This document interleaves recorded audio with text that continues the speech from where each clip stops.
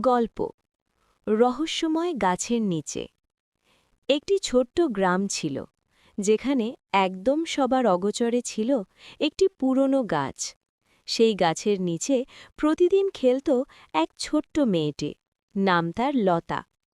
একদিন খেলতে খেলতে লতা সেই গাছের গোড়ায় একটি পুরনো মাটির পাত্র খুঁজে পায়। পাত্রটা অনেক পুরনো, আর তাতে ছিল একটা চিরকালের চিঠি, যা তার পূর্বপুরুষদের একজনের লেখা।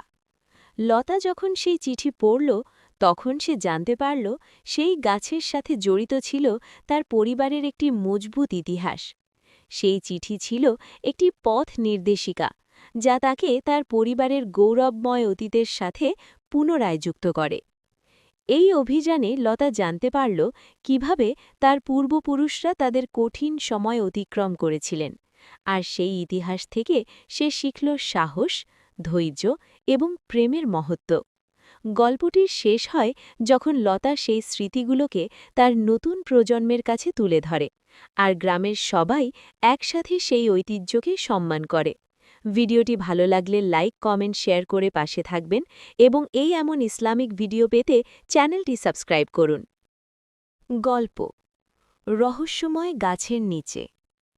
একটি ছোট্ট গ্রাম ছিল যেখানে একদম সবার অগোচরে ছিল একটি পুরনো গাছ। সেই গাছের নিচে প্রতিদিন খেলত এক ছোট্ট মেয়েটি, নাম তার লতা। একদিন খেলতে খেলতে লতা সেই গাছের গোড়ায় একটি পুরনো মাটির পাত্র খুঁজে পায়। পাত্রটা অনেক পুরনো, আর তাতে ছিল একটা চিরকালের চিঠি, যা তার পূর্বপুরুষদের একজনের লেখা। লতা যখন সেই চিঠি পড়ল, তখন সে জানতে পারল সেই গাছের সাথে জড়িত ছিল তার পরিবারের একটি মজবুত ইতিহাস। সেই চিঠি ছিল একটি পথ নির্দেশিকা, যা তাকে তার পরিবারের গৌরবময় অতীতের সাথে পুনরায় যুক্ত করে।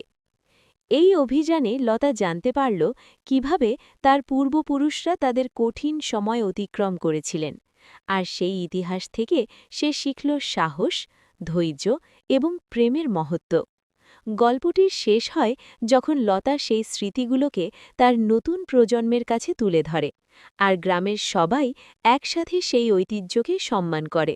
ভিডিওটি ভালো লাগলে লাইক, কমেন্ট, শেয়ার করে পাশে থাকবেন এবং এমন ইসলামিক ভিডিও পেতে চ্যানেলটি সাবস্ক্রাইব করুন।